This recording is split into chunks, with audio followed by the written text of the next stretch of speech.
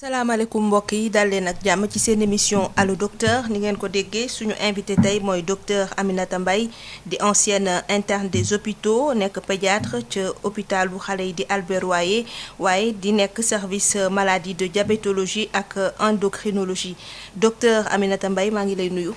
maa ngi lay fay Rosalie. tey ñuy waxtaanee pathologie endocrinienne en pédiatrie di nga ci gën a ñëwaat waaye comme. cité nañu la nga nekk ancienne interne des hôpitaux mu nekk expression boo xam ne dañu koy dégg ndax mën nga xamal auditeurs yi lan mooy ancienne interne des hôpitaux wala lan mooy interne des hôpitaux ba pare ak lu tax ancienne dellu si aussi ci service bi nga nekk ñoom lan mooy seen liggéey. D'accord. Merci Rosalie man maa ngi tudd docteur Aminata Mbaye madame Dieyla maa ngi liggéey hôpital pour enfants Albert Royer. Plus particulièrement ci service bi nga xam ni ci la ñuy fajee xale yi am diabète ak yeneen feebar yoo xam te dañ koy judduwaale ci pathologie endocrinienne lu ci mel ni Albert Royer dafa am service yu bëri yu ñuy fajee cardiopathie néonat ak urgence mais man maa ngi ci domaine boobu. léegi bu ñu déggee interne des hôpitaux c'est un terme qui est important en médecine maanaam ci jàngu médecine lépp dafa am solo mais boo demee ba à partir de la 4e année dafa am benn concours bu ñuy def qui est très sélectif mooy le concours de l'internat des hôpitaux et qui te permet dès la 4e année d'accéder à une sous-spécialisation nga commencé di jàng beneen wàll ci médecine bi donc boo ko amee dañ lay jàppale te bokk nañ médecine bi ñëpp ci jàmbaare mais interne dañuy xaar ci moom muy nekk ku jàmbaare trop ci liggéey bi ak ko xarañ ci wàllu xam-xam. ci loolu lañ ñuy tette léegi nag boo paree sa internat loolu la ñuy tuddee ancien interne des hôpitaux. kon daal mën na jàpp ne yow da nga jàmbaare ci sa liggéey te xarañ nga ci. maa ngi ciy góorgóorlu. maanaam loolu la ñuy xaar ci man. moo tax lu ma def ci góorgóorlu rek doyul ñu ngi ciy góorgóorlu bu baax maa ngi nuyuwaale on a une association des internes et anciens internes des hôpitaux bu ëmb internes yi ak ay professeur parce que professeurs yu ci bëri ay anciens internes lañ. bu loolu weesoo bu lu ñuy wax ci pédiatrie bu ma defee internat ba pare ba am ko dama commencé def pédiatrie mooy lépp loo xamante ni mi ngi faj xale de 0 à 16 ans maanaam bu amee buy soog a juddu ba muy am fukki at ak juróom benn am na suñuy wax fukki at ak juróom ñett ci loolu laay yëngatu boo jàngee pédiatrie ba pare ba 4 ans yi jeex da ngay jàngat leneen parce que léegi pédiatrie bi dañ koo yaatal yamatul rek nga jàng ci xale mais boo jàngee xale ba pare da ngay dem xool benn pàcc ci xale nga gën koo mokkal man nag ci loo xamante ni mi ngi wéy ci wàllu diabète endocrinologie ci loolu lay jàng actuellement nii. tey jii ban solo moo am ci waxtaanee suñu thème bi nga xam ne mooy pathologie endocrinienne en pédiatrie. waxtaanee xale déjà dafa am solo. parce que bu ñuy xool askan dañuy xool ay xale bu xale yi wérul askan bi du wér. parce que xale moom mooy développement ëllëg. mais bu ñu waxee côté endocrinologie pédiatrie dafa am domaine boo xamante ni ñu bëri xamuñu ko bu ñu seetee Sénégal actuellement ñaari endocrinologue ñoo fi nekk kenn ki mi ngi Abbas Ndao keneen ki mi ngi Albert Royer ak man mi nekk di ko jàng donc wàll la boo xamante ni dafa ëmb feebar yu bëri ci biir feebar yooyu mën nañ ci citer lu mel ni diabète. parce que ñu bëri dañuy laaj ndax xale yi dañuy diabète wala duñu diabète effectivement xale yi dañuy diabète donc ñun ci xale diabète yi ci ñun lañuy ñëw. am na beneen feebar bu mel ni goitre parce que nit ñi tamit dañuy jàpp ni mag yi rek ñooy goitre mais xale yi tamit dañuy goitre am na xale yoo xam dañu leen suivre pour feebar boobu tudd hyperthyroïdie lu ci bëri maladie de base lañ koy wax comme am na ci beneen wàll boo xamante ne dafa très sensible mais quand même il faut que ñu aborder ko mooy xale yi nga xam ne bu ñu juddoo ci boo leen xoolee doo mën a ràññee ndax góor lañ wala jigéen lañ. ñun ñi ngi koy tuddee bu yàgg dañ ko doon wax ambiguïté sexuelle ambiguïté mooy lu ambigu xamoo ndax góor la wala jigéen mais terme boobu léegi de plus en plus dañ koy rafetal wax ni anomalie de la différenciation sexuelle maanaam fa xale bi soqee ko ba fi xale bi di mujjee am na fu erreur am ba tax bu juddoo doo ràññee xale bi ndax góor la wala jigéen. loolu ci ay jàngoro la mais am na yeneen yoo xamante ni lu mel ni ay feebaru yàq. mais lu ci bëri ci li ñuy consulter daal entre diabète hyperthyroïdie ak anomalie de la différenciation sexuelle yi. ci ñetti feebar yooyu nga xam ne ñoom ñoo gën a bëri ci service pédiatrie ci wàllu endocrinologie ban moo gën a bëri. actuellement bu ñu xoolee ci suñ consultation diabétique yi ñoo ci bëri. ci xale yi waaw ci xale yi ci suñ consultation. et loolu c'est normal parce que léegi depuis presque 5 ans. dañoo am benn projet bu tudd Changing Diabetes in Children mooy changer le diabète chez l'enfant ñi ngi koy def ak waa ministère de la santé ak waa Novo Nordisk dañuy wër Sénégal gi yëpp presque wër nañ fa fu nekk ñu samp fa foo xamante ni dañuy dépister xale yi diabète xam nga bu yàgg ba xale mënoon na diabète ba loru te nit ñi duñ ko xam mais comme am na lu ñu góorgóorlu ci pàcc boobu ba yee nit ñu bëri c'est normal que xale yooyu la ñuy gën a gis buñ ko càmbaree actuellement war nañoo am ci CDIC bi am nañ presque 900 xale maanaam 900. juróom-ñeenti téeméer waaw juróom-ñeenti téeméer yoo xamante ni ay enfants diabétiques lañ ñoo xamante ni ñu ngi leen di suivre. dañoo judduwaale ak diabète. waaw wala da leen a dab ci bi ñuy nekk liir. waaw xam nga xale dafa am ñaari type de diabète sucré. diabète bi nga xam ne suukar bi la. mooy diabète de type 2 diabète de type 2 fréquemment moom la ñuy gën a gis ci mag yi nga xam ne da nga am yaram famille yi am diabète nga xaw am tuuti cholestérol doo li def sédentarité looy diabète de type 2 ñi ngi koy gis ci xale yi waaye bëriwul li ñu gën a gis ci xale yi mooy diabète de type 1 te diabète de type 1 li koy waral mooy lay fabriquer insuline parce que insuline bu amul ci yaram suukar bi kenn du ko mën a utiliser lay fabriquer insuline bi muy pancréas bi moom mooy yàqu donc xale yi dañ koy juddu waaye mais bala moo feeñ mën na am tuuti décalage parce que cellules yi dina am yu ciy marché ba benn moment mu ne takk dootul marché bu ko defee xale yi dootuñu am insuline moo tax dañ koy judduwaale mais pour mu feeñ mën na dem ba xale bi am juróomi at. judduwaale boobu nga xam ne dafa am ci xale yi soxal feebaru diabète est-ce que dafa ci cause yi ndono la wala juste malformation la boo xam ne amul benn cause bu spéciale.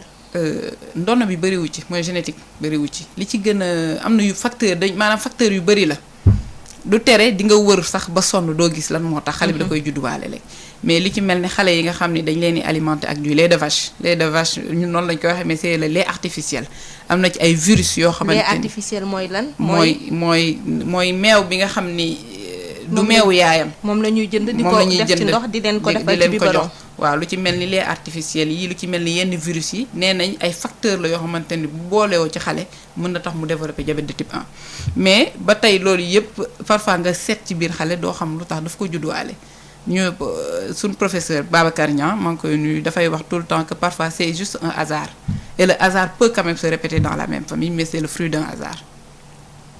ci xale yooyu nga xam ne dañuy judduwaale diabète est-ce que am na mandarga bu ñuy wone ci bu ñuy nekk liir. bu dee diabète xam nga ça dépend ci comme li ma la ko waxee pancréas bi moo am problème.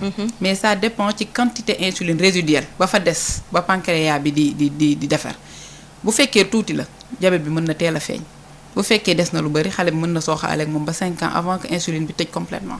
y a des cas de diabète yoo xamante ni néonatal lañ koy gis mais bariwul. mais liñ ciy gën a gis daal mooy diabète de type 1 bi nga xam ni xale bi vers 5 ans la ko am mais ba tey bokk na ci mandarga yi nga xam ni day tax ñu xam am xale bi am na diabète ñu ciy bàyyi xel mooy xale boo xamante ni dafay sonn xale boo xamante ni dafa actifoon jékki-jékki di sonn xale boo xamante ni dafay saw lu bari di naan lu bari loolu bokk na ci xale boo xamante ni dafay jeex te pourtant dafay lekk lu bari di wax et surtout li gën a important mooy ñaari chose xale bi nga xam ni daawul sawlal te commencé di sawlal parce que da ngay gis xale boo xamante normalement au-delà de 5 ans bu xale bi weesee juróomi at waratul sawlal avant 5 ans mun nañoo xool mais au-delà de 5 ans xale bi waratul sawlal boo gisee sa doom mu propre loolu lañ ko tuddee ci langage médical dem ba 5 ans mu commencé waat di sawlal daf la war a jaaxal xale boobu dañ ko war a yóbbu hôpital bu fekkee xale boo xamante ni tam xelam neexoon na ci jàng mu jekk ba ci yàgg xel mi commencé naqari dañ ko war a yóbbu hôpital parce que pour diagnostiquer ko maanaam wax la ni xale bi dafa diabète yomb na mais pour xalaat ko moo jafe xale yu bari li leen nii lor mooy dañu dul xalaat ni mën na diabète mais du moment que xalaat nañ ko pour teg loxo ci feebar bi moom yomb na. est-ce que souvent yóbbu hôpital bi du dépendre aussi ci xale bu judd ci parent boo xam ne ci famille boo xam ne parents yi amuñu diabétique donc du coup seen xel du ci mën a dem. waaw da ci en fait genre feebar yooyu dafay baax comme du feebar yoo xamante nit ñi xam na ko. dafay baax ñu ci éduquer parents yi. déjà il faut que ñu xam ni xale day diabète parce que ça c'est le premier problème.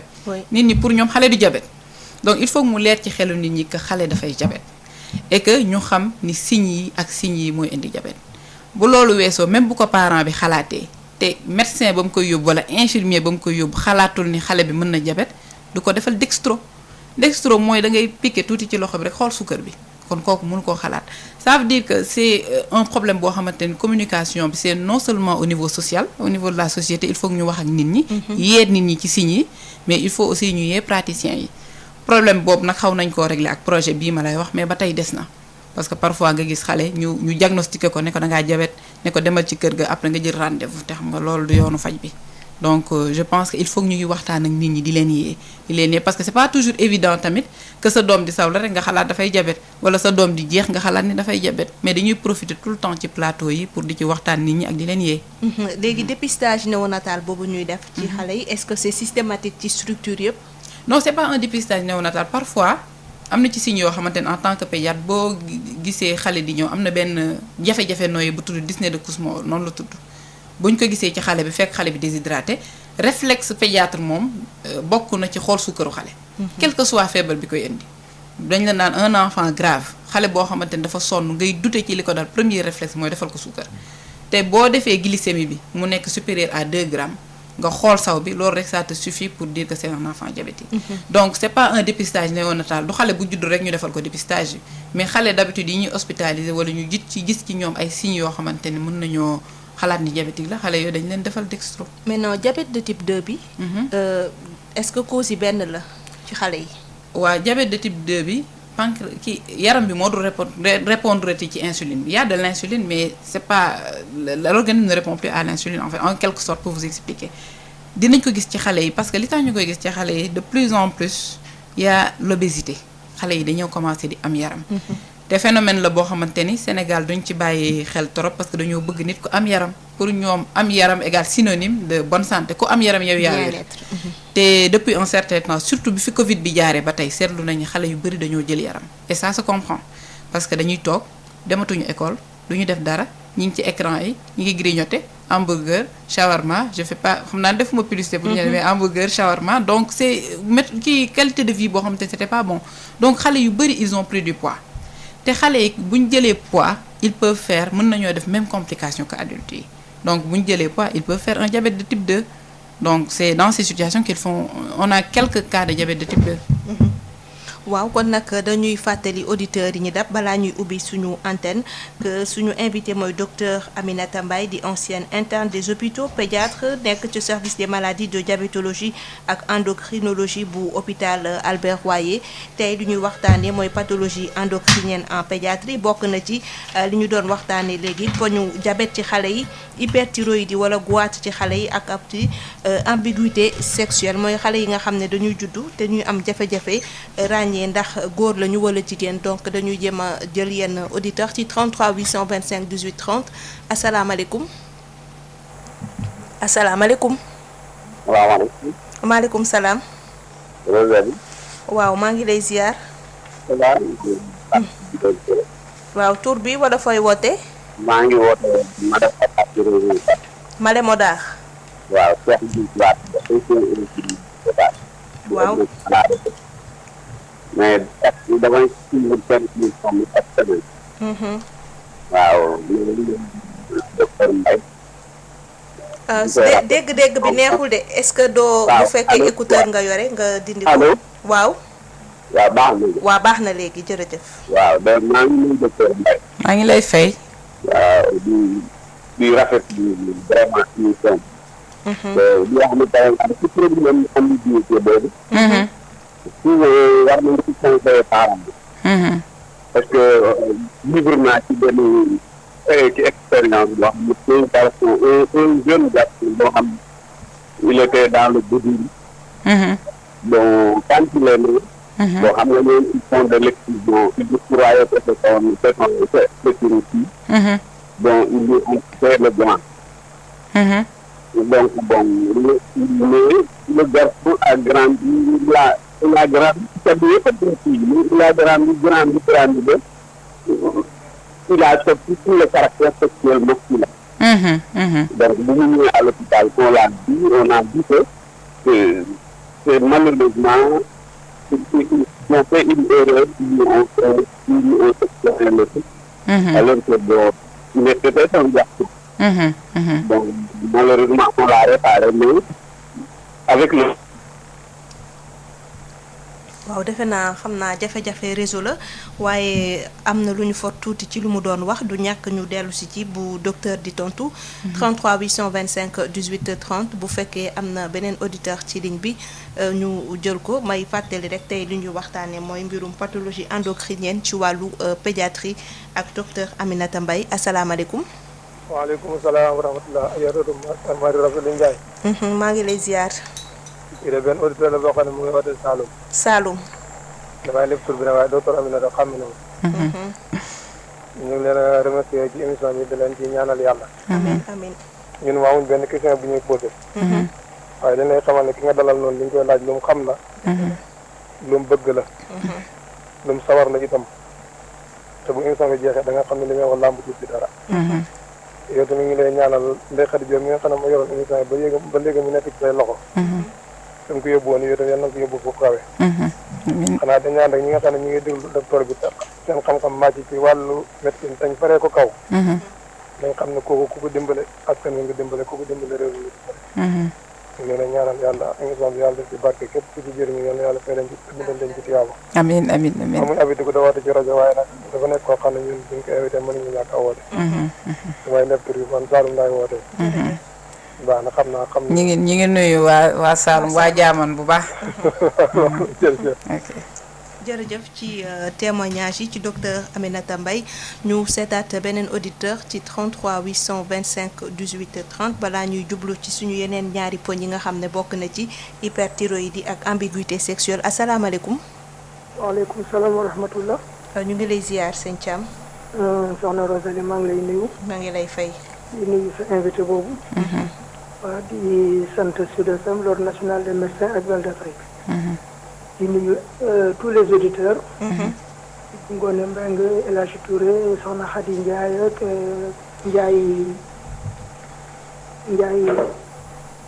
Ndiaye bu dëkk falati encore xam nga. front de terre. front de terre waaw Ndiaye front de terre ñëpp daal ak saareen bi. Barka Sarr. Barka Sarr waaw. waaw ñoom ñëpp di leen wax ñu baal ñu àq si julli ji te yàlla guddal seen fan. guddal fan Sud FM auditeurs Sud FM ak Sénégal yëpp daal macha allah. amiin amiin.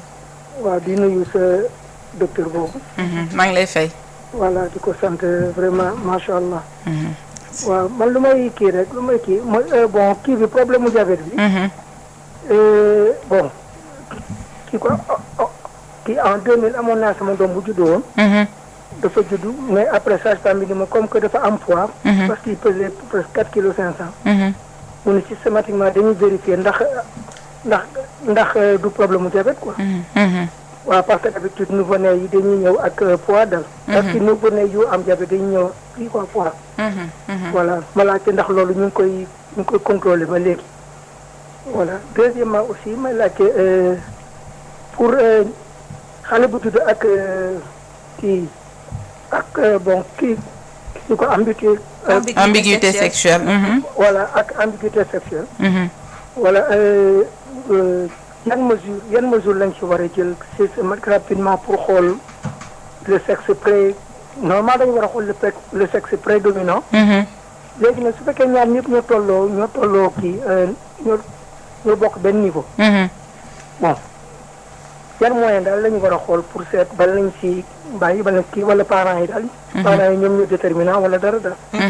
voilà di leen nuyu di leen sant di leen wax jazakumullah xayran.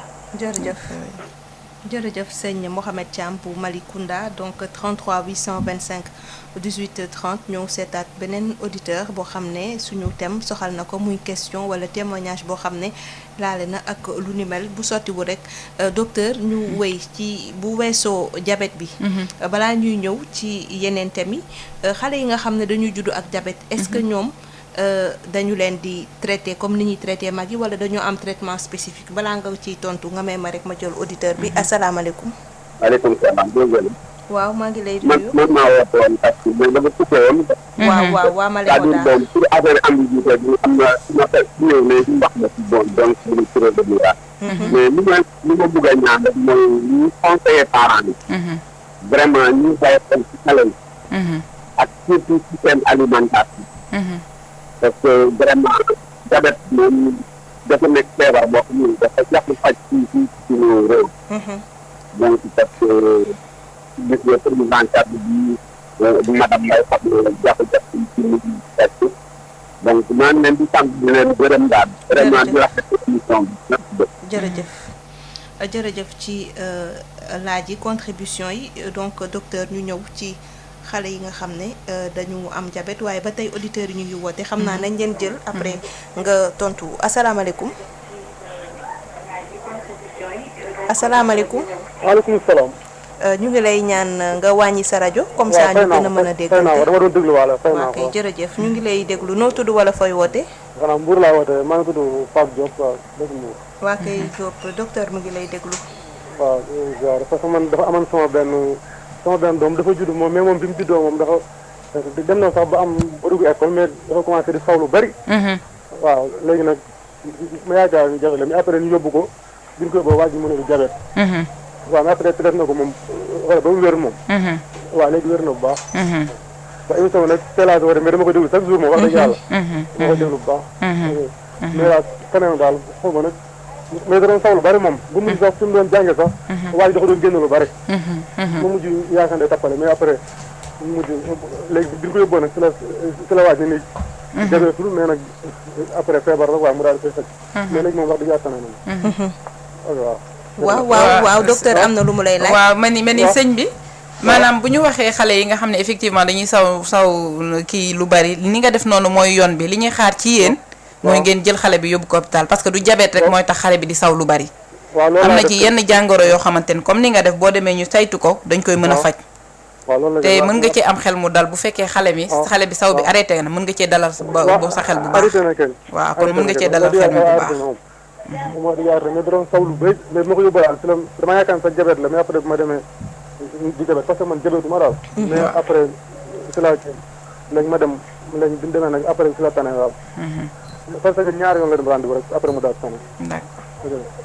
jërëjëf maa ngi déglu baax seen auditeur la de. waaw jërëjëf day maram na ngeen ma xool ci yàlla sama man ci fan-sam laa bokk quoi. jërëjëf. am njóobel laa mais ci fan-sam laa bokk. noonu la jërëjëf. jërëjëf Diop ñu seetaat beneen auditeur ci 33 825 18 30 ci li ñuy waxtaanee asalaamaaleykum. waaw soxna si ziar nañ leen. ñu ngi delloo ziar. alhamdulilah. man dama dégg soxna si léegi ñuy wax affaire suukar artificiel yi pour meew yooyu xaw ma. waaw lait artificiel yi. waaw lait artificiel man sama doom chaque jour day bëgg a jënd soow te da nga ko jëndal ñaari 250 moom lay fanaanoo. bu ma déggee loolu nag moom sama xel dalul quoi ma ne naa laaj. te man mi papa ak dama bëgg suukar. xanaa xale bi Samb la sant Samb Dieye laa la sant. Samb sax de. non boo déggee ma naan lait artificiel. am na ci situation yoo xamante xale bi il faut que ñu jox ko lait artificiel. loolu mënul ñàkk. waaw waaye bokk na faj boo gis ak garab boo gis daa am effet secondaire léegi nag xale bu fekkee soow rek lay dundee loolu ça devient un problème warul nekk loolu. bu fekkee ci biir journée mi ngi lekk leneen lu dul soow d'accord mais bu fekkee soow bi rek lay kii il faut que ñu xool xale bi parce que loolu tamit gënul ci yaramam. soow bi buy tëdd rek la koy jël mais ci journée bi dina lekk leneen.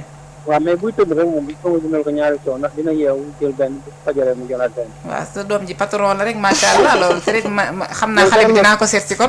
loolu dara nekk ci. non dara nekk ci. alhamdulilah loolu laa doon laaj. non bu fekkee ci journée bi xale baa ngi lekk leneen lu dul soow bi et que guddi gi mu bëgg soow bi loolu amul problème. waaw mi ngi lekk leneen lu dul soow moom. waaw amul problème. waaw. bàyyi ko mu lekk soow man may baaxum tam dama bëgg suukar. waaw léegi. nee na moom daa bëgg suukar. waaw léegi. léegi nag loolu ci est-ce que baax na ci man ni ma bëggee suukar bi yooyu ak suukar. non suukar bu bëri bi moom sëñ bi. gënul ci kenn. waaye nag jàppal ni c'est pas parce que dangaa bëgg suukar que da ngay jabet. du ñu bëgg suukar ñëpp ñooy jabet. voilà nekkul sax lu may lekk mais man maa bëgg ñamu suukar.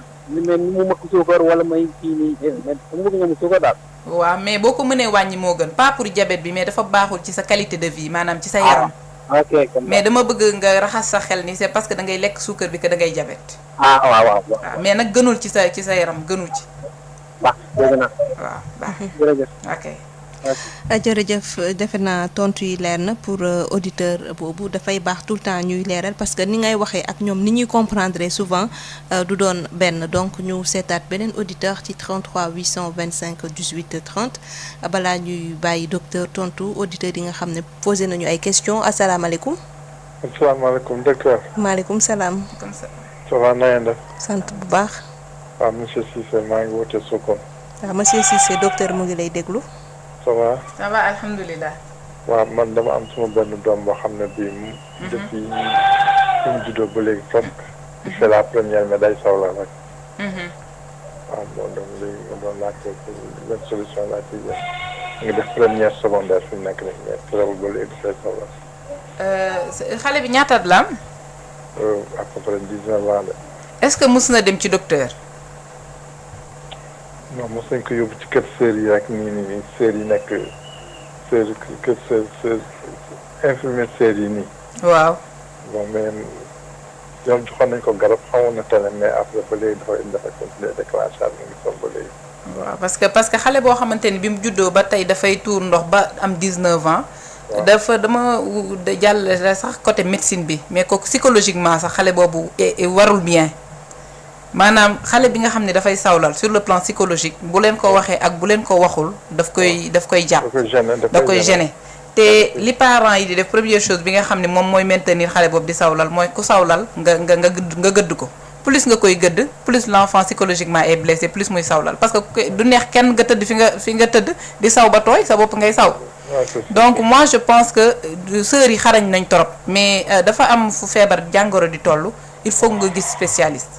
D'accord. Actuellement xale bi passé na pédiatrie malheureusement parce que pédiatrie c'est jusqu'à 16-18 ans mais boo mënee gis ku mel ni urologue Sokone fan la nekk région de Kaolack. Fatick normalement hôpital régional bu Fatick war na am urologue. il faut nga dem gis urologue bi moom dina la ci mën a jàppale parce que bari na xalaatuma nag muy diabète parce que bu fekkee xale bi depuis à la naissance ba tey mi ngi tuur ndox bu doon diabète feeñ na ci moom bu lu yàgg wala mar d'Italie yóbbu na ko bu yàgg. moo tax njort naa ni yeneen xeetu feebar la te boo demee ci urologue wala ci médecine interne dinañ la mën a teg ci yoon. d'accord waaw incha allah. d'accord merci jërëjëf. jërëjëf donc xam naa dañuy yemaleegum fii woote yi su ko defee docteur nga tontu ñi nga xam ne jotoon nañu woote mais laata loolu dañuy ñëw ci li ñu doon wax ci diabète. ci xale yi bu ñu demee ba gis ko ba confirmer ko gannaaw ab diagnostic ñoom seen traitement naka lay demee est-ce que benn la ak bu mag yi.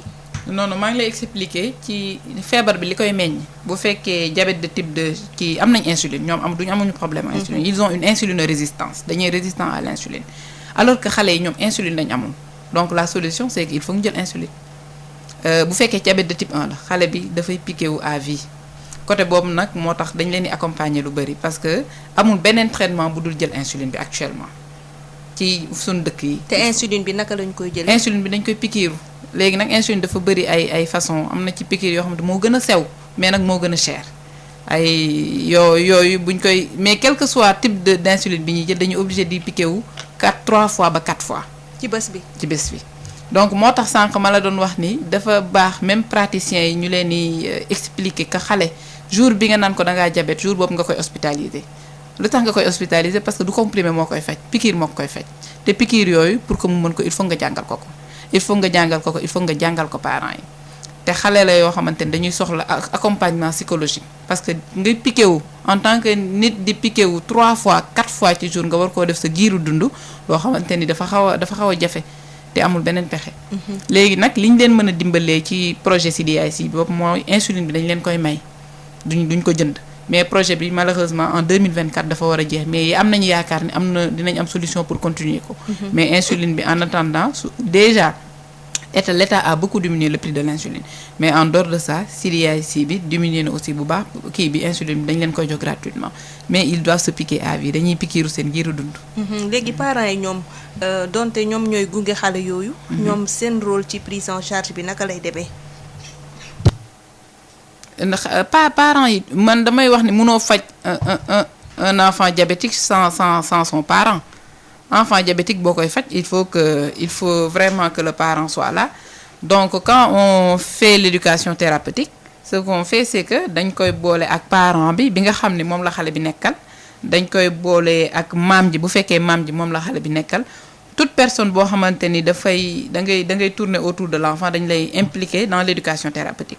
donc au cours de l'éducation thérapeutique ci lañ leen di jàngal naka ngeen di pikiiroo ci la ñuy jàngal parents yi naka la xale bi di pikiiroo et surtout ci la ñuy jàngal parents yi xale bi bu suukar bi wàccee naka lañ koy xamee mooy hypoglycémie ci la ñuy jàngalee papa bi bu suukar bi yéegee naka lañ koy xamee ak lan lañ war a def parents yi que ce soit yaay ji ak papa yi donc ils ont un rôle dañoo am rôle bu important ci feebaru xale bi mënoo faj xale diabétique rek moom rek bàyyi ko pikiir yi bu ko mënul parents yi ñoo ko war a defal heureusement xale yi moom dañuy jàng rapidement donc xale yu bari mën nañoo piqûre mais buñ mënul piqûre tamit parents yi leen di piqûre buñ amee acidocétose wala ñu am hyperglycémie suukar bi yéeg trop wala suukar bi wàcc trop xale bi du nekk ci état boo xamante ni dina mën a réagir situation yooyu parents yi ñooy réagir donc éducation thérapeutique boobu ma lay wax mooy jàngal naka ngay dundee ak sa feebar éducation thérapeutique dañ ciy boole parents yi à chaque fois que xale bi di ñëw rendez-vous dañuy wax que parent bi ñëw donc c'est je pense que côté boobu sur la prise en charge de l'enfant diabétique loolu c'est extrêmement important et je pense même que Rosalie c'est pas seulement dans la prise en charge du diabète mais xale ci boppam même sur le plan légal tu ne peux pas le traiter sans son parent donc l'enfant c'est les parents qui gravitent autour de l'enfant il est important de les impliquer ci seen faju doom parce que boo leen ci impliqué wul bu ëllëgee bu jafe-jafe amee dina naqaree di jënti donc xale yi nga xam ne diabète de type 1 lañ am ñoom dañ leen defal insuline léegi nag bu fekkee rare cas yi de diabète de type 2 yi xale yi di am yooyu dañuy jël ay antidiabétiques oraux comme les adultes dañ leen mettre sous antidiabétiques oraux mais lu ci bëri yi ñu am actuellement c'est des enfants qui ont un diabète de type 1 et qui sont sous insuline mais les parents comprennent bien parents yi bu ñu ñëwee en consultation ils sont très intégrés ci seen feebaru doom dañ lay laaj question yi qu'est-ce qu'il doit faire quand l'enfant ne va pas bien ban numéro la ñuy woo quand l'enfant commence à vomir nan la ñuy def quand l'enfant a une glycémie qui est élevée kon parents yi comprendre nañ bu baax comment gérer la maladie de leur enfant et ça c'est important en pédiatrie. léegi parents yi souvent est-ce que du ñuy def déni parce que bu ñu déggee Pape Diop li mu wax mu ngi doon expliquer kaawu doomam ne dafay tuur ndox lu bari mais mu ngi doon ne parce que man diabètuma donc pour moom xale bi warul diabète est-ce que yenn parents yi aussi du ñu def déni jàpp ne ñoom diabètuñu seen doom warul mën a diabète. bi may soog a commencer sama propos nee naa c'est pas parce que parent bi diabètul que xale bi du diabète non parfois c'est juste le fruit du hasard. ndogalu yàlla moom mooy def noonu parfois c'est difficile nga wax parent quand même ak doom ni mu saxee ci xol que nga wax ko sa doom dafa diabète et que dafay pikiiru à vie parfois effectivement il y a des parents yoo xamante ni il ne duñ nangu affaire boobu mais nous notre rôle dans l'équipe parce que équipe bi dafa am nutritionniste il y a parfois le psychiatre parfois l'agent social c'est lui qui va nous aider à amener le parent à comprendre que mu xam ni doomam dafa diabète et que dans tous les cas duñ ko wax ni xale bi dafa diabète rek bàyyi ko mu dem dañ koy toppatoo di ko teg ci yoon mais c'est très difficile autant pour xale bi que pour papa ji ak yaay ji de comprendre que seen doom dafa diabète.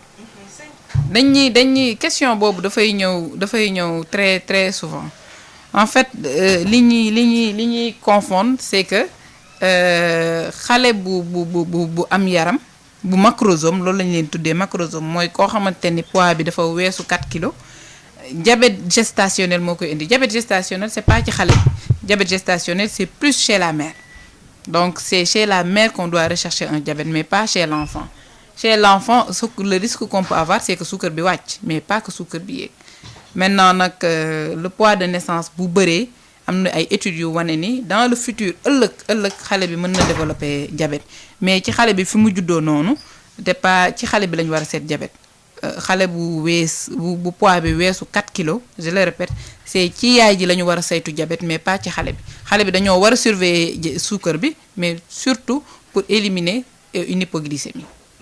dañuy bàyyi waa service commercial ñu jàllale seen page publicité quelques secondes dellu si. Pasti Valda raxul dara dàkkande kese lañ ko defaree produit Valda yi mën ngeen ko am suñuy boutique Valda yi wala ngeen woote ci numéro 77 219 98 45 wala ngeen dem ci www.boutiquevalda.com Valda Afrique moo leen di may seen émission Allo Docteur. kon nag dañ leen di jaajëfal bu baax docteur ñu ñëw ci li nga xam ne feeñ na ci ay question mooy ambiguïté sexuelle bokkoon na ci motif de consultation yi ci wàllu service endocrinologie en pédiatrie nan nga ñu ko gën a mën a expliquer. maanaam ci explication bu gàtt parce que ambiguïté yi dafa compliqué physiologie bi maanaam lan mooy tax xale bi bu juddoo duñ mën a ràññee ndax góor la wala jigéen li ko mën a indi dafa bari te li ko mën a indi.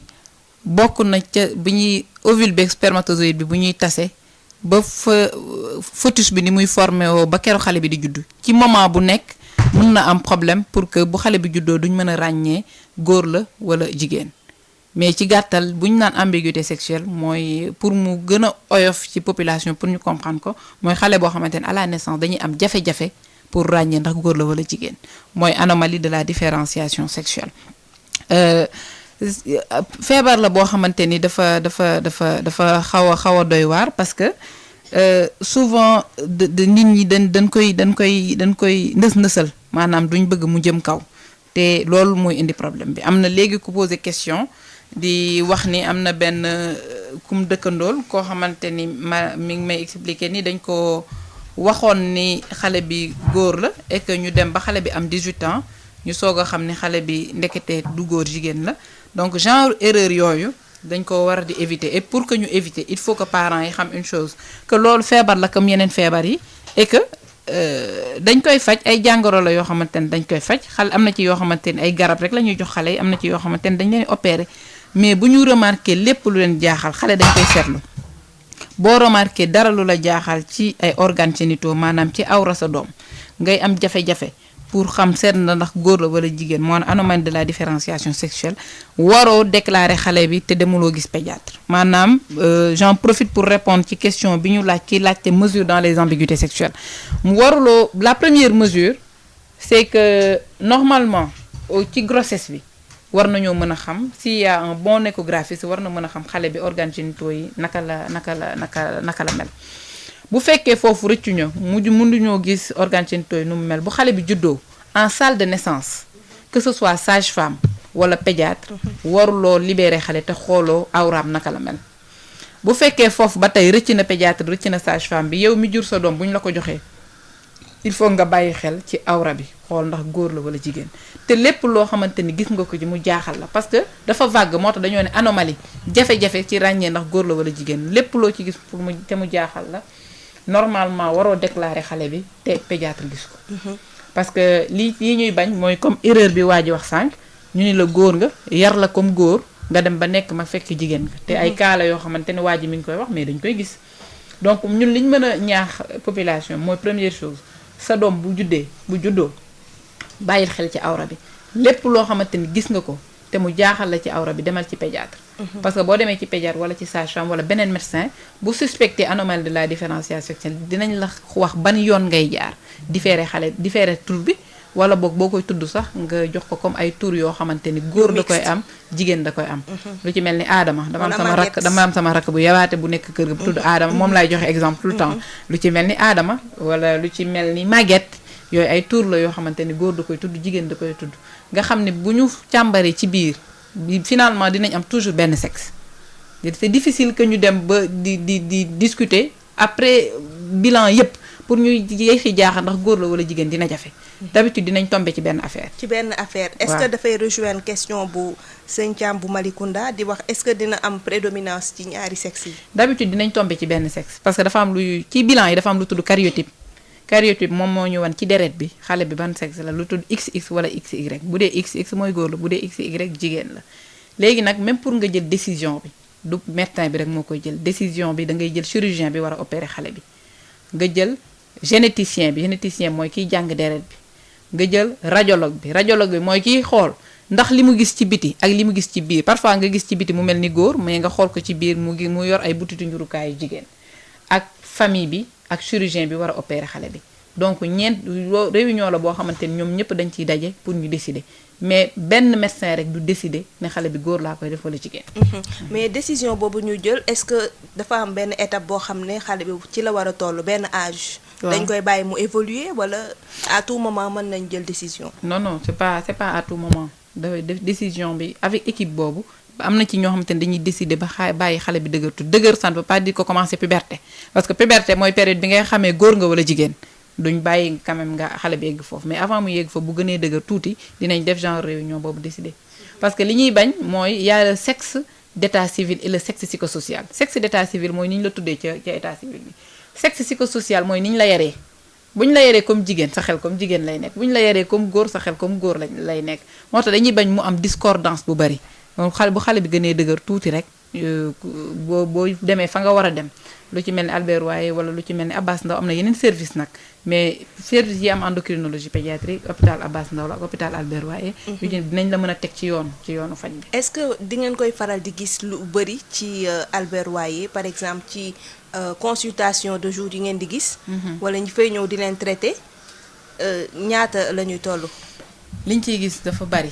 parce que peut-être que ñun li tax ñu koy gis mooy parce que c'est service de référence lañ mais man wóoru na ma ne am na ci ñoo xamante ni ñi ngi ci fin fond Sénégal am ñoo xamante ni ñi ngi seen yaay tëj ci biir néeg yi am ñoo xamante ni ñi ngi leen denc xamuñu parce que xamuñu ni feebar la boo xamante ni bu ko docteur bi xamee mën na la cee dimbali ci sutura parce que feebar la boo xamante ni tamit dafa laaj sutura médecine moom daanaka lépp a laaj sutura mais rawatina feebar yooyu parce que feebar la yoo xamante ni c'est difficile même en tant que médecin pour nga gérer malade yooyu c'est difficile ñi ci nga xam ni moo ci gën a dal suñu xel mooy ñi nga xam dañ leen di gis buñ juddoo te ñooñu li leen di may chance sax mooy dafa am feebar bu tudd hyperplasie congénitale des surrénales da ciy bari loolu lu ci bëri ay xale yi ay jigéen lañ mais buñ juddoo dañuy xaw a nduroog ay góor mais feebar bi li tax xale yi ñu koy teel a xam c'est parce que dans le premier mois de vie dafa am lu leen di dal xale bi dafay wàccu biir bi di daw dañuy daw ñëw si hôpital parce que buñ ñëw siwul hôpital xale bi des seen loxo mooy déshydratation te ñun à chaque fois buñ jotee genre xale yooyu xool xorom bi wàcc lu potassium bi yéeg ñun dañuy xam ne lii hyperplasie dañuy njort ni hyperplasie moo tax dañ leen di diagnostiquer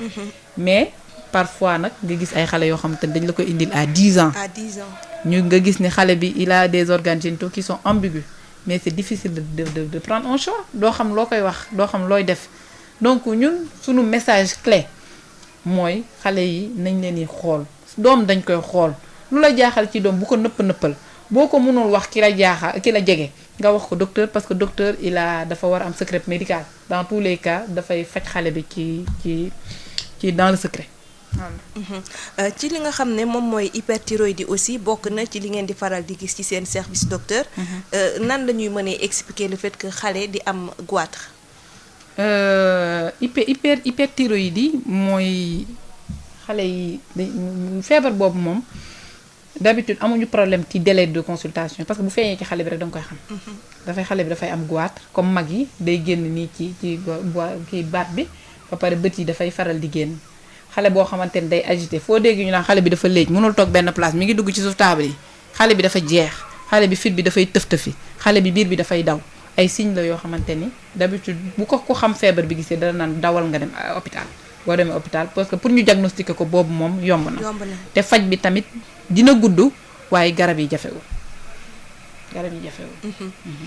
feebar yi nga xam ne cité nañ ko fi est-ce que mën nañu ne traitement bi c'est accessible parce que bu weesoo Albert Royer nga xam ne hôpital de référence la pour xale yi est-ce que ñu nekk ci région yi am nañu possibilité pour ñu def diagnostic bi de la manière la plus précoce. waa bu fekkee lu mel ni hyperthyroïdie bu fekkee lu mel ni diabète moom comme li ma ci waxtaanee ak yow au début am na ci léegi ñu bëri ñi ngi seetlu ni ñi ngi bàyyi xel ci loolu. maanaam pour diagnostic bi amul problème pour prise en charge bi tamit actuellement bëreetul problème mais lu ci mel ni ambiguïté sexuelle moom c'est un problème parce que ambiguïté sexuelle yi non seulement nit ñi duñ ko xalaat. wala bu ñu ko xalaatee duñ bëgg a dem hôpital mais traitement bi dafa cher. le traitement est cher am na ci parce que ñoom dañoo am problème boo xamante ne dañuy perte xorom bu bari te garab bi nga xam ne moom mooy tax xorom boobu mi ngi jar presque 100 000 boîte bi parfois 2 mois la lay defar parfois 1 mois et c'est un traitement à vie. c'est un traitement à vie.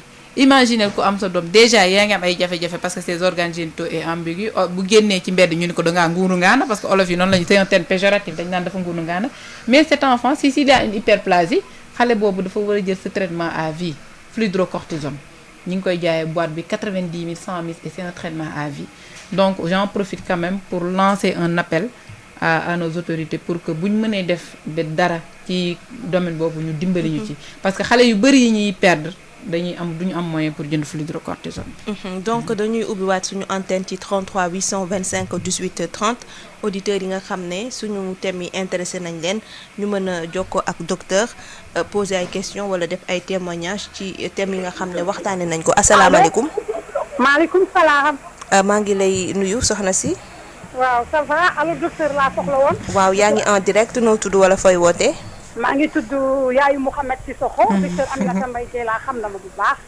ça va madame Sissoko. ça va bien yow docteur Amina il faut ma dugg. ma waxal la yow sa yu baax. ma dañ maa entré hôpital Albert Royer 7 mois.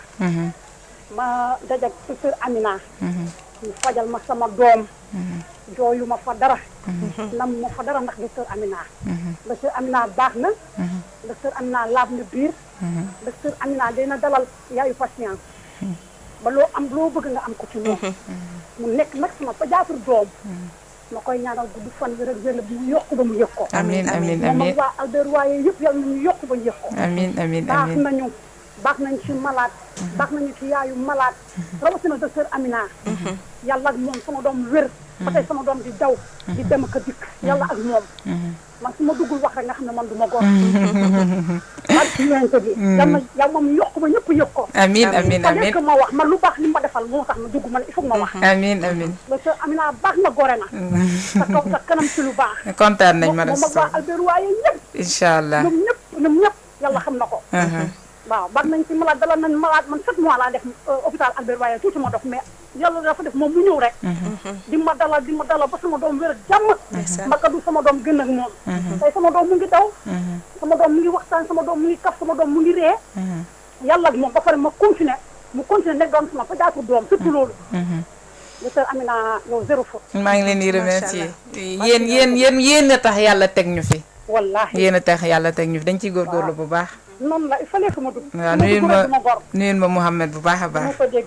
merci beaucoup merci. jërëjëf madame Cissokho ñu seetaat beneen auditeur ci 33 825 18 30 wax na ci poñ bu am solo ci accueil médecin yi. nu ñuy médecin yi faj xale yi seen rapport yi ñuy am ak parents yi dinañ ci dellu si ñu jël beneen auditeur asalaamaaleykum. maaleykum salaam Adja Marie Rosalie Ndiaye. waa kay Barka. ñu ngi lay siyaar ministre de la santé des auditeurs de Sud FM. ñu ngi lay fay. waaw di siyaar sa invité bi ak Bintu Cheikh Seck. yéen moom suñu santé moom vraiment yéen a ngi koy saytu quoi. Marie Rosalie maa yegg sama tool 89 pieds mango. ah oui. mango laa doon ndekkee mango laa doon añe mango laa doon reere mais depuis ngeen ma wax loolu ci mango ba léegi nii ah. mango ji xoolal mënuma see lekk sax ñett. waaw. te xaw ma ko woon bu du woon yéen moom te yéen daal vraiment dañ leen di ñaanal rek. waaw dañ leen di ñaanal. jërëjëf Marie Rosalie. waaw Barka. di siyaare sa technicien. Assane Thioune. Assane Thioune grand Assane Thioune grand bu baax grand bu kul. waaw ak Alaaji Soose. di siyaare Alaaji Sidi Gueye naan ko ñoo ngi koy xaar. incha allah. waaw Marie Rosalie dama amoon doom boo xam ne. góor la dafa judduwaale ak jongam quoi. waaw loolu bëgg naa ko laaj docteur. ba nii maa ngi ko war a jongal si semaine bii bëgg naa ko jongal far yàlla def nga indi invité bi wax lu mel noonu quoi. may laaj man lan laa war a def. ak diabétique yi tamit est-ce que état waru leen a mën a dimbali jox leen ay carte yoo xam ne fu ñu soxlaa suukar nag Marie Rosalie ñu jox leen ko gratos. Marie Xemes ñu ngi ñaan loolu. sunu mbokk diabétique yi. Baye Omar Gueye nekk seen président dimbali leen ci carte vitale yoo xamante ni pharmacie bu ñu dem ñu jox leen seen suukar ndax Europe moom suukar ci moom dañ koy maye ba moodu yi ñoo ko indi fii booy te booy xool suukaru diabète léegi yu Europe yi ñoo ëpp sax yiy jaay ko pharmacie. parce que kuy yow da ngay indaale sa suukar ñenn ñi dañuy indaale ay carton ba dañ koy jaayaat fii te vraiment war nañ ko mën a yombal les diabétiques quoi. yéen nag dañ leen di sant di leen gërëm waaw man bu doon yéen deenaa bu yàgg Marie Rosalie. waaw gudd fan ak wér rek groupe Sud FM. waaw Barka dama lay bàyyi ak docteur mu poser la question ci sa doom boobu xëy na. ok mu gën a xale bi ñaataat la am. mu ngi judd 2018. 2018 mais est-ce que bi nga seetloo xale bi maanaam xeer yi ndax mi ngi foofu. non ba léegi day bulli quoi. ñu jaar si digg. bulli maanaam waaw moom dafa juddaale jongam quoi. bulli la ñëw mais xam naa mais à part jongo bi est-ce que ci suuf maanaam xeer yi xuur yi est-ce que mi ngi ci. waaw am na xeer kay. waaw xale bi nag dafay baax am na kemtaanu yàlla nag xam nga dafa yaatu. da ngay gis xale effectivement yoo xamante ne bu ñuy judd dañuy judduwaale seen xarafal te du doon benn problème. mais ba tey bala nga koo xarafal xam naa dafay baax nga indi ko ñu xool ko. kon danaa def loolu mais yéen tamit xam nga affaire yëpp Dakar la te Dakar rek soxna si nag du Sénégal. fan nga dëkkee. moom mu ngi Louga. mi ngi Louga. waay. waaw Louga de c'est vrai que mais am na pédiatre loolu am na ci feebar yoo xamante ne sëñ bi. waaw du pédiatre nag fi mu ne nii wax dëgg yàlla ministère góorgóorlu na ci ak société pédiatrie góorgóorlu nañ ci région yépp am na pédiatre. am na pédiatre. waaw te loolu ngay wax docteur Sène. waaw docteur Louga foofu man xaw ma docteur Sène mais ci hôpital régional bi yaa docteur Bazolo normalement boo fa demee dina la ci mën a dimbali. waaw da ngay dem foofu moom bu fekkee loo xamante ni laaj na xale bi di ñëw Albert waaye dina la bindal këyit nga ñëw ci ñun parce que Louga ak Dakar tamit sorante wul. waaw mais le directeur il est de Louga Cheikh Tako Diop c'est mon ami waaw kon dinañ la ko nuyul incha allah bi ma demee maa ngi ko def à la Malte. waaw dinañ la ko nuyul incha allah. waaw mais daal ñu ngi leen di sant di leen gërëm moom. dinaa fexe nag def loolu nga wax quoi maa ngi ko bëggoon a jongal nag ci vacances yi mais comme. ni nga wax non da ngay ne xaraf na ba pare nga wax di. non da ko judduwaale. waaw bu ko judduwaale lan ngay xarafaat. waaw looloo ma jaaxal. moo tax nga war koy yóbbu ci pédiatre. ok. dinaa dem foofu. waaw ok waaw. mais merci waa kay ñu ngi lay jaajëfal jërëjëf Barka borom Louga. donc ñu seetaat beneen auditeur ci 33 825 18 30 man sax loolu maa ngi koy door a dégg. du ñàkk docteur nga dellu si ci pour gën ñu leeralal naka lañ ko mën a expliquer ñu seet beneen auditeur ci 33 825 18 30 may fàttali ne suñu thème mooy wàllu endocrinologie ci pédiatrie ànd ci ak docteur asalaamaaleykum. asalaamaaleykum. allo waaleykum salaam. ñu ngi lay ziar sëñ bi. ñu delloo ziar ba jàmm ngeen am. jàmm bu bari alhamdulilah. ngeen baal ma dama tombé ci émission bi. dégg fii ay waxtaan yu am solo. dëgg la. yenn yi jëm ci yoo xam ni dafa bokk ci li nga xam ni dama ci yëngatu. su ma paree nag laay wax sama tur ndax xam naa ne boo ko di wax. war na xam peut-être kan laa doon. xale boobu ñu dafa indaale jong. loolu bu amee lu bari bari boo li ñuy wax hypospadias. maanaam kanam gi fi muy war a tuure ndox. allo. waaw ñu ngi lay déglu. boo xoolee maanaam bën bi tuur ndox sama muy war a génne. lu ci bare du nekk ci place am ci kaw. maanaam boo jëlee maanaam sàkkara bi. fi mu war a génne ci kaw du fa génne yenn saa ci suuf lay génne. su ñëwee nag bu boobaa bu xale bu juddoo maanaam li ñuy wooyee mbuñu kër li ñuy dagg bu ñuy jongal lépp du mat. loola nag nga xam ni matul li ma tax ma dugg ci mooy buñ ko jongal parce que buñ ko jongalee te fekk loolu ma wax moo fa nekk der ba fa des yenn saa li ñuy jël pour man ci réparer loolu fa nekk. donc xale bu juddu comme ni ko docteur bi waxee léegi bu fekkee dafa juddu ka nga xam ni moo reelu yaay ji muy sage-femme ba ak léegi pédiatre yi nga xam ni xale bu juddu ñu seet la war nañoo seet yooyu xoolaale ndax àndandoo yi ñëw na maanaam li mu wax bul yi li mu wax sànq ci àndandoo yi. xoolaale itam ndax mat na bu fekkente ni am na lu ci manqué tuuti na ko pédiatre bi seet bu fekkee gis na ci nag mu doon ko yóbbu ci li ñu woowee urologue. urologue na yàlla def na fi ñu toll Sénégal maanaam hôpital bu mag boo dem am na fa. Thiès am na Tivaouane Mbour Louga am na docteur Diabaté mën na ko yóbbu foofu ci docteur Diabaté wala ci pédiatre ba Ndar am na Ndioum Ourossogui boo demee Ziguinchor Sédhiou fépp am na léegi urologue. te loolu lu jar a xam la ndax boo demee tey Fatick ak Kaolack ak Kaffrine ak Tambacounda loolu yëpp am nañu urologue am nañu say professeur yu nekk urologie nekk Mbour Tivaouane Thiès ña nga ca Ndar ña nga ca Ziguinchor. loolu moo taxoon ma bëgg ci dugg pour rek. wax góor googu génn léegi bu xale bu ko kenn jongal ndax suñ ko jongalee xëy na ñu dagg la des ci mbuñu këma te loolu buñ ko yóbboo ci docteur bu laajee am nañ foor a faj loolu lañu mënoon jël pour mën ko faj léegi nag maa ngi leen di gërëm ci émission bi dinaa koy faral di déglu ba tax ma tombe ci lii gërëm itam docteur boobu di wax foofu ñu collègue boobu man maay professeur Serigne Maguette Gueye waaw xam nañ baat bi chef de service d'urologie hôpital général Idrissa Pouye comme urgence dafa am foofu moo tax mu dugg ci fund bu kenn jongal xale bu mel noonu. am na solo ndax la fa des kenn bu ñu ko ma dañ koy jël buñ ko waree opérer pour mën ko cee opérer. moo tax buñ ko laal. ñu ngi lay jaajëfal professeur ko cher maître kontaan nañ trop ci dugub bi. kontaan nañ moom kontaan nañ trop. merci beaucoup. kontaan nañ te aussi baatam ak waxinam benn la. waaw vraiment ñu ngi koy remercier pour intérêt bi mu am ci wax lii parce que auditeurs itam lii rek la ñuy laaj ku leen orienté surtout koo xam ne xam-xamam c'est avéré ci yenn sujets yi donc merci bu baax a baax professeur Serigne Maguette Gueye mës na fi ñëw nag waaye gis na fi ñëw ñu koy wax rek ne allo docteur aussi dina soxla xam-xamam parce que defe naa yàgg na war na def 4 ou 5 ans ba mu ñëwee ci émission allo docteur donc ñu seetaat beneen auditeur asalaamaaleykum asalaamaaleykum asalaamaaleykum waaw ñu ngi lay déglu sëñ bi alhamdulilah noo tudd wala fooy woote waa kay docteur mu ngi lay déglu est-ce que mën nga yëkkati kàddu gi yéen a ngi may dégg. voilà. leer na léegi ah. leer na nañ. voilà en fait dafa amoon sama benn jarbaat. moom dafa feebar. mais ñu ngi ko doon suivre au niveau de Albert Royer. voilà léegi fii la amee woon la myopathie. léegi nag keroog dañ koo joxoon rendez-vous. ñu ñëwoon ci pour ñu koy seet benn docteur benn tubaab bi ci ñëwoon ñu doon def recherche feebar te dañu newoon pour ñu wut amoon na benn recommandation bi ñu defaloon pour ñu dem endocrinologie parce que man ci boobu laay soog a dégg service boobu sax mais bi ñu orienté dañu ne nañ dem Dantec foofu la amee bi ñu demee Dantec ñu wër foofu ñu ne amul finalement ñu renvoyé fale hôpital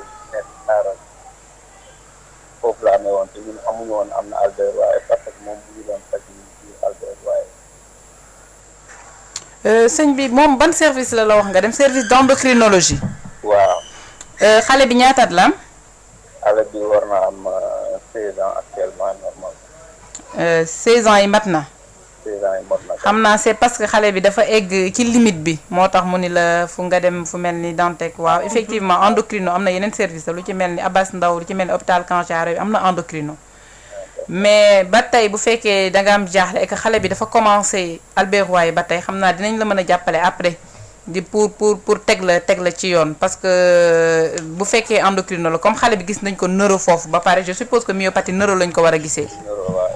waaw bu fekkee xale bi gis nañ ko neuro ba pare dinañ la mën a jàppale xam naa après dinañ fexe nuñ la joxee suñ contact comme ça boo ñëwee foofu ñu teg la ci yoon incha allah mais xam naa ni âge bi moo tax mais bu doon xale bu amul 16 ans moom dañu lay indi suñ pavillon M ñu xool ko waaw mais après Rosalie dina xool nu mu lay mettre en contact avec waaw bu wootee à la fin juste à la fin de l'émission. waaw technicien bi muy jot dina ko jox numéro bi waaw. d'accord léegi am naa beneen laaj bi.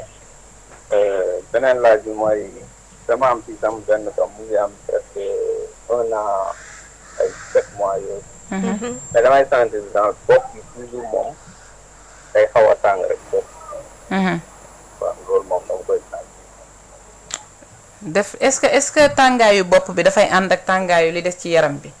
non parfois da ngay gis yaram bi yëpp day tàng mais bopp bi moom toujours à chaque instant da ngay yëg ne daal bopp bi am na chaleur. mais xale bi ça va xale bi mi ngi foo feebarul dara dalu ko. non dara dalu ko feebarul mu ngi doon suivre foofu daal bu mu juddoo foofu daan na dem foofu Albert Royer foofu la doon dañ ko defaloon nañ ko def ay analyse yu bëri ne nañ xale bi dara jotu ko. est-ce que di ngay am réflexe moment bi ngay xalaat ni yaram bi dafa tàng parce que man parents yëpp dama leen di wax il faut que nécessairement ñu am terme parce que dire que xale bi bopp bi rek dafa tàng du pour ñu interpréter ko en tant que médecin dafay jafe mais saa soo seetloo ni bopp bi dafa tàng da ngay jël température bi. waaw si la température est normale a priori y a pas de problème et que l'enfant va bien l'enfant ne se plaint de rien il grandit il tousse pas il joue warul am problème. mais parents yi chaque parent doit avoir un thermomètre à la maison parce que parfois dañ lay woo ne loxo xale bi dafa tàng tànku xale bi dafa tàng c'est important du ma sous-estimer jamais lu parent wax mais dafay baax tout le temps ñuy xool température bi pour wax ok. waaw incha allah ci 33 825 18 30 bi rek boo wootee dinañu la jox numéro bi. jërëjëf donc ñu seetaat beneen auditeur ci 33 825 18 30 su fekkee amul auditeur aussi ñu ñëw docteur ci waxu appelu yaayu Mohamed Sànq mu ngi doon def témoignage ci accueil bi nga xam ne yéen médecins yi da ngeen koy def di dalal parents xale yi nga xam ne dañuy nekk sous traitement wala ñu interner leen Albert Royer dafa mel ni da ngeen ci am rigueur. waaw loolu accueil bi Albert Royer hôpital d'enfants hôpital pour enfants dafa war a nekk un lieu chaleureux. boo demee ci yenn pays hôpitaux yi dañ koy décorer tu vois beaucoup de dessins pour rendre l'ambiance joyeuse parce que xale yi ci loolu la mën a kii y a eu beaucoup d'efforts nag biir Albert Royer maa ngi nuyu waale madame la directrice Issa Tall y a eu beaucoup d'efforts dañoo réaménager waat xool un service d'accueil parce que pédiatrie li ciy jafe mooy doo faj xale bi rek dangay fajaale parent bi te man mii même en tant que médecin su ma demee ci benn service et que accueil bi baaxul kooku mënumaa faj ba ma wér te tout le temps je dis ça à mes collègues internes et DS que l'accueil est extrêmement important ci accueil bi la mooy tax parent bi jël garab bi wala bañ a jël garab bi man je suis pédiatre mais pédiatrie dama ko jàng mon père aussi j'ai fait la fac de médecine mais sama papa aussi il est pédiatre dama ko doon gis naka lay liggéey ak malade am yi malade boo xamante ni il a 6 ans ça il peut rester ici à discuter avec le malade pendant 5 heures de temps déranger wu ko parce que dafay respecter malade am il arrivait que malade ñëw man ma bindal ko garab parce que du ma woon waxtaan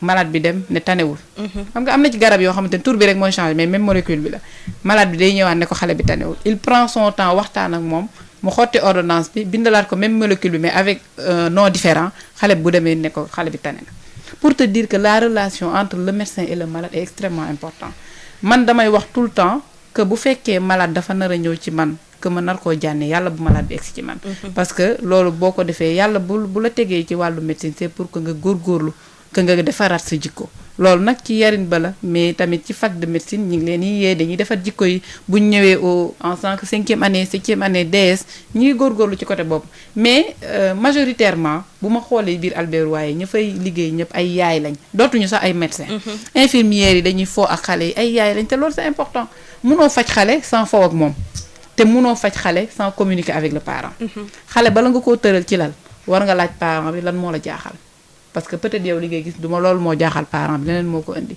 donc il faut interroger le parent dalal ko bala nga koy commencer faj boo ratee phase boobu rek quel que soit le médicament que tu donnes à l'enfant xale bi day am échec ñu ñëw ci yenn feebar yi nu ñuy évoluer bu ñu ko jëlul en charge parce que bu weesoo tamit yéex a dem hôpital bi yóbbu sa doom ndax jàngoro bu ko tëddal am na ci ñoo xam ne xëy na bu ñu fa jógee dañuy ne docteur bi amul xam-xam dem ci maamani bañ a suivre seen traitement wala sax amaana ñoo xam ne duñ fa mës a teg tànk ba xam lu dal seen doom bu ñu jëlee kaaw diabète de type 1 xale boo xam ne kenn diagnostiqué wul feebaram donc amul traitement feebar bi naka la mën a évoluer est-ce que am na risque d'aggravation ba mu am ci sax mu ñàkk ci bakkanam bu dee diabète de type 2 c'est xam nga c'est une maladie qui évolue à bas bruit ndànk di la wàññi ndànk mais diabète de type 1 chez l'enfant bu ñu ko diagnostiqué xale bi dafay décédé moo tax ma ni la avant que ñuy commencer projet bi et que ñu bëri xamoon diabète on était persuadé que am na ay xale yuy décédé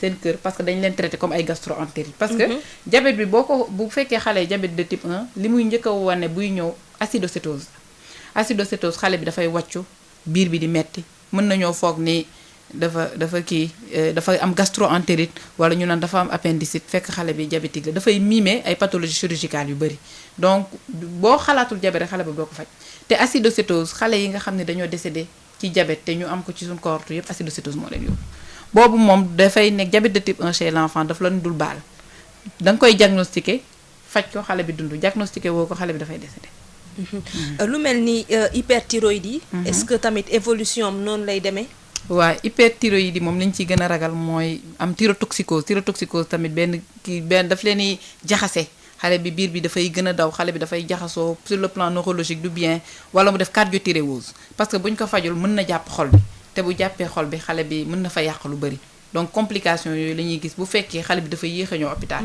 mais comme je te dis hyperthyroïde dafa am feebar bu ni fàng da nga koy yóbbu hôpital du comme diabète nga xam ne dafa nekk sa biir hyperthyroïde da ngay gis xale bi mu am goitre nga gis goitre bi génn gis bët yi génn kooku tu es obligé de l'amener à l'hôpital moo tax on a moins de am na topp traitement bi aussi c'est autre chose waaw loolu nag c'est le grand problème des hyperthyroïdes yi parce que hyperthyroïde yi faj bi moo yàgg xale bi mën nga koo faj sur 2 ans sur 4 ans xale bi affaire bi di yéeg di wàcc parce que da nga koy defar presque bilan chaque 3 mois donc ci suñ cohorte bi xale yu bëri dañ leen perdre de vue gisatuñu leen xamuñ sax xale fi ñu nekk boo leen wooyee téléphone doo leen jot ils sont dans la nature te xale yooyu waxtu bi mënuñu laa wax xale lan moo leen dal donc loolooy problème hyperthyroïde yi dinañ teel a ñëw hôpital mais dañuy teel a tayal ci faj bi bu ñu amul parents yu njaxlaf dañuy tayal ci faj bi.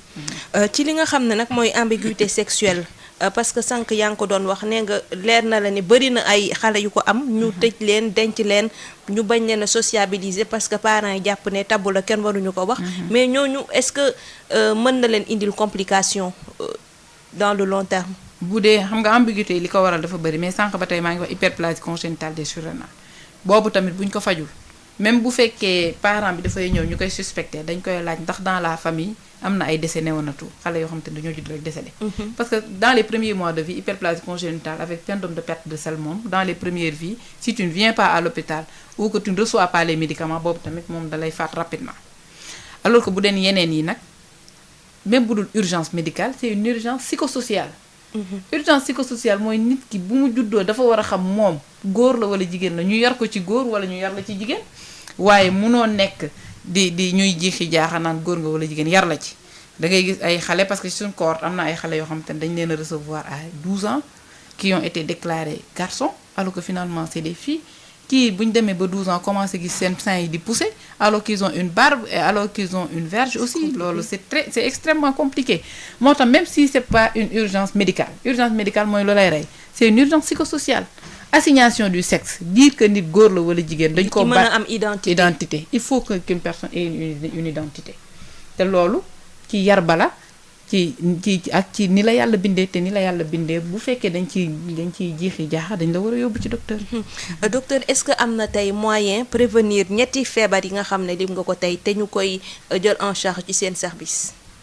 c'est des pathologies chroniques comme je te dis bu dee diabète de type 1 c'est plus le fruit du on peut que faire des mesures promouvoir l'allaitement maternel genre yooyu mais pour la survenue c'est extrêmement difficile par exemple pour l'ambiguïté sexuelle il y a des facteurs aussi qui ont été incriminés mooy koo xamante ni dafa war na lor te xamu ko di jël ay progestatifs yooyu mën na koo joxe ay genre pilule xam nga parfois nga laal nga war na lor te doo ko xam ngay jël ay continuer di jël pilule mais waa sëy yu jege yi tamit bu fekkee ambiguïté sexuelle moom sëy yu jege yi tamit kii consanguinité bi ça a un grand rôle ci ambiguïté sexuelle yi.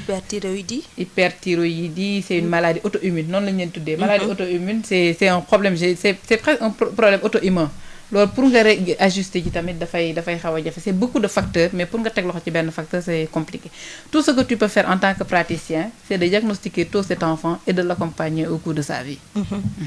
waaw tey jii yéen nan ngeen di sensibiliser pour parents yi nga xam ne am nañu xale yu mel ni ci ñoom c'est vrai que traitement bi diis na même si le traitement est disponible les spécialistes sont là souvent xëy na dañuy def déni peut-être wala duñu topp traitement bi ni ñu ko waree ñuy jéem a wut solution feneen lan ngeen leen di wax d'abord de ce genre émission yi c'est extrêmement important Rosalie dañ ciy profiter pour ñaax parents yi lu bari parce que am na ci luy lëndëm seen xel loo xamante ne ñoom ils ont le droit parce que xamuñu ko mais quand même ils ont le devoir dañoo war a laaj ñi xam parce que boo laajul ñi xam rek dafay jafe bu loolu weesoo tamit pédiatrie ñi ngi ci góorgóorlu ñi ngi yëngatu ci ay kuréel parce que benn xam-xam rek doyul mais xam-xam boo xamante ni kii dafay jóge principal kii jóge Abass Ndao kii jóge Albert Royer kii jóge Gabon ñu dajaloo ñi ngi dajaloo ci lu mel ni kii société sénégalaise de pédiatrie noonu lañu ko tuddee société sénégalaise de pédiatrie avec ki nekkoon à sa tête c'est le professeur Ousmane Ndiaye sunu maître ñu ngi koy remercier bu baax a baax ci jàng bi ak tette bi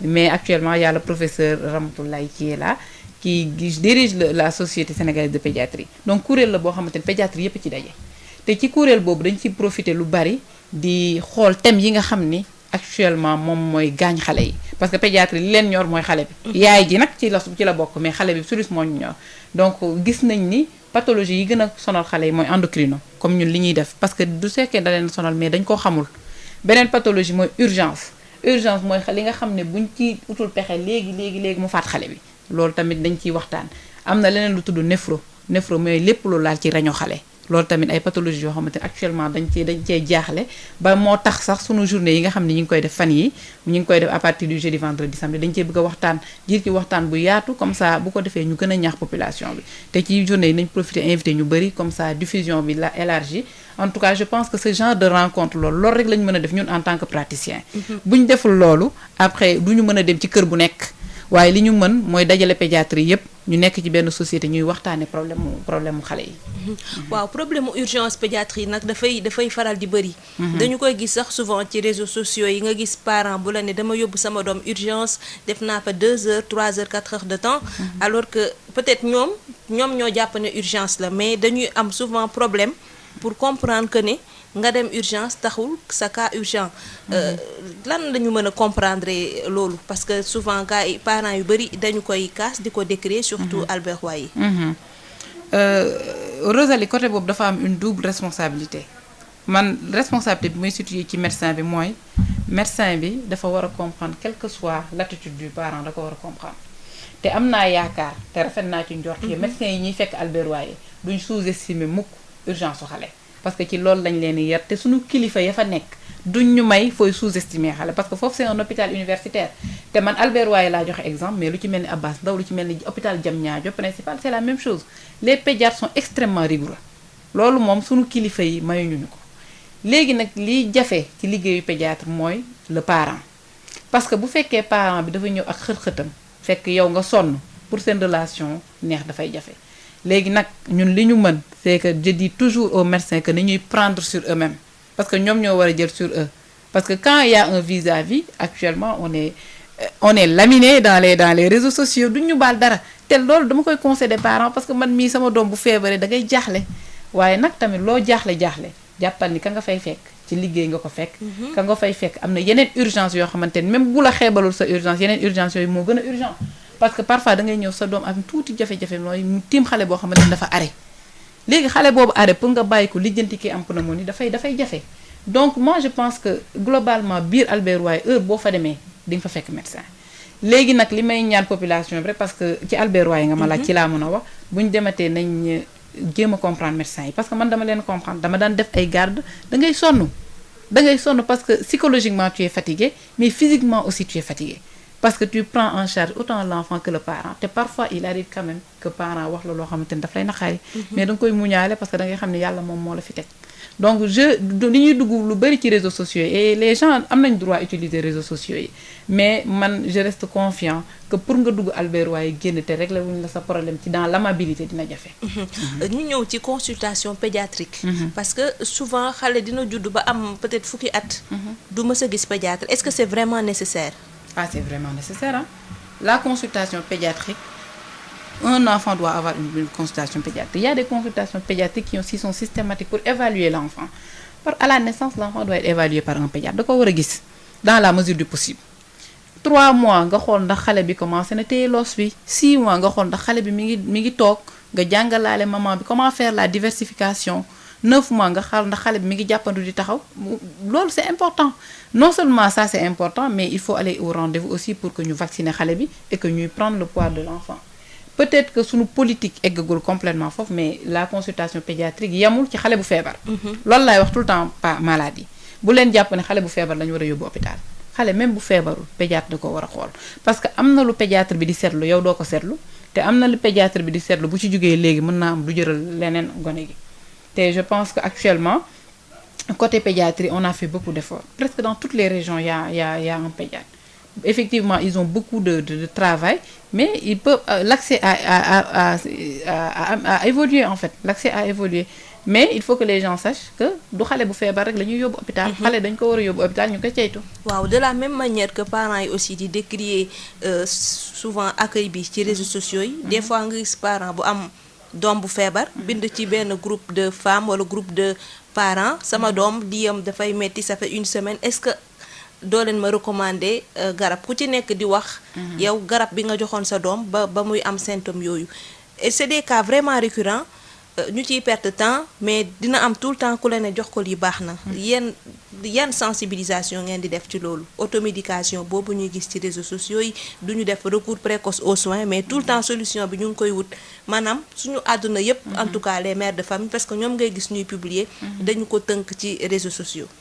man je pense que réseaux sociaux yi am na fu mu baaxee mais réseaux sociaux li mu indi problème moo parce que moi je ne musuma comprendre sa doom feebar nga am temps bind ci réseaux sociaux yi man loolu musuma ko comprendre parce que toi tu es dans l'urgence nekkoo zone boo xamante ci parce que si tu as l'internet bu fekkee am nga internet yaa ngi ci zone boo xamante ne war na am médecin boo amul pédiatre tamit am na médecin donc moi j'ai toujours été contre ça d'ailleurs dans les réseaux sociaux pour ma joxe ci avis c'est pas possible et même par téléphone les malades que ñi nga xam ne dama leen a xam dina jafe ma bindal leen garab ci téléphone dama lay laaj tout le temps est-ce que mën nga dem ba pare bu fekkee xale yoo miin sax il arrive que tu comprennes la maman elle peut pas sortir tout que tu donnes un médicament mais les consultations téléphoniques déjà c'est problématique bu dul consultation téléphonique nga bind ni sa doom dafa nekk ci réseaux sociaux ñu bind jox ko garab boo xamante ni kii moom la jëloon doomam tane c'est pas logique ñu ngi ciy ñaax yaay ñu dimbali ñu ci parce que ñoom seeni doom lañ mais suñuy malade lañ te nañu jàpp ni bu dee pédiatre moo la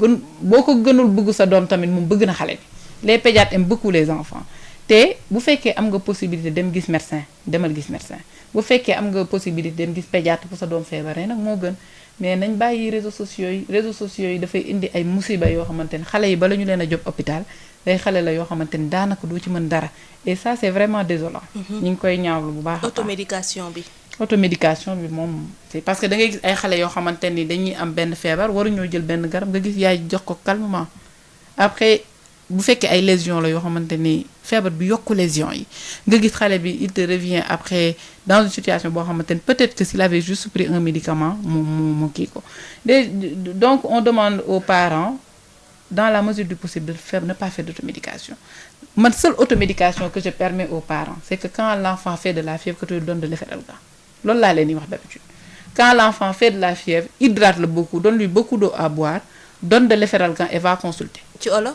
olof mooy joxal xale bi paracétamol boo mën yaram di bi am tàngee waaw paracétamol bu yaram bi tàngee nga jox ko ndox bu bari mu naan bu fekkee xale boo xamante ni toll na ci naan ndox ak bu ko mënee te nga jël xale bi yóbbu ko hôpital parce que la tax yaram bi tàng yow xamaloo ko te il faut que médecin mënu koo deviner au téléphone ku nekk ci réseaux sociaux mënul xam ne lii moo tax xale bi yaram bi tàng parce que li mën a tax xale yaram tàng dafa bari donc dafay baax ñu saytu ko ba pare donc automédication tamit loo xamante ni dañ cee war a bàyyi xel bu baax a baax ñuy jege si ci suñu njeexitalu émission lan tey ngay dénk auditeurs yi nga xam ne ñu ngeek xale surtout xale yi nga xam ne am nañu diabète moom waxtaane nañ ko am nañu hyperthyroïdie te tamit am nañu ambiguïté sexuelle mu nekk loo xam ne wax nga ko parents yu bari duñ ci sawar a yóbbu seen doom hôpital te mu mën leen a jural musiba yan facilité la ñu am pour vraiment am accéder aux soins te mu bañ leen a coûter lu bari pour concernant bu fekkee diabète bi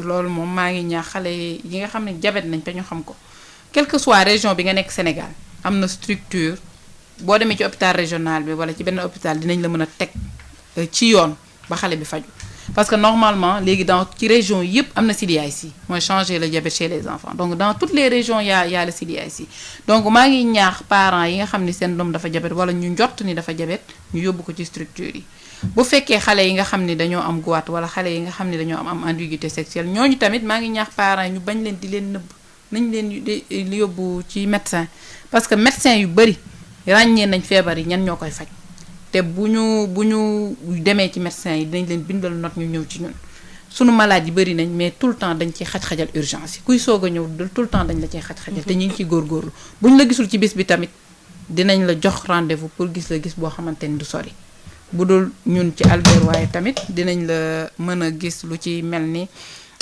hôpital Abass Ndao foofu tamit am na service d'endocrinologie pédiatrique avec le docteur Djibril Boiro qu'on salue au passage donc je pense que c'est des pathologies yoo xamante ni on en a parlé nit ñi xamuñu ko ay feebar la yoo xamante nit ñi xamuñu ko mais baax na ñu koy xam te buñ ko xamee ñu xam fan ci ñan la ñuy dem waaw. CDIC bi nga doon wax ni en 2024 normalement mu jeex est-ce que am na ay perspectives. waaw ñu ngi ciy am yaakaar ak ministère de la santé ak yeneen bailleurs que dinañ am ñu gunge parce que projet la boo xamante ni dina bu kiiwul buñ ko eggalewul dina métti trop ci maladie. waaw ñi ngi ci projet bi depuis plus de 5 ans ñi ngi ko commencé woon en 2016 avec l'aide du professeur Ousmane Ndiaye.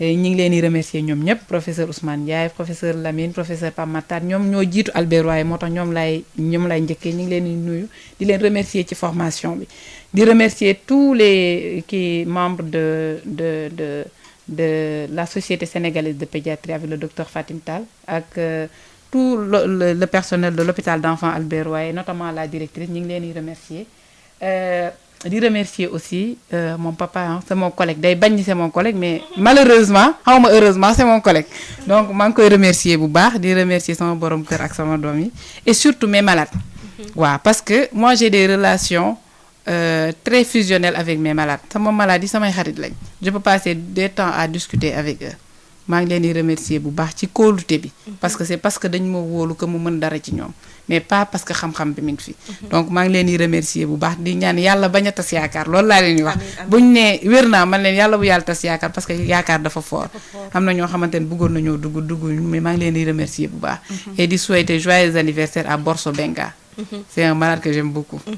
jërëjëf docteur Aminata Mbaye ñu lay jaajëfal ci qualité réponse yi di jaajëfal auditeurs yi ci seen questions yi ak contribution yi di remercier suñu technicien Assane Thioune te di dikk daje auditeurs yi talaata bi di ñëw di remercier aussi intervention professeur Serigne Magaye Gueye di leen dig daje talaata bi di ñëw incha allah.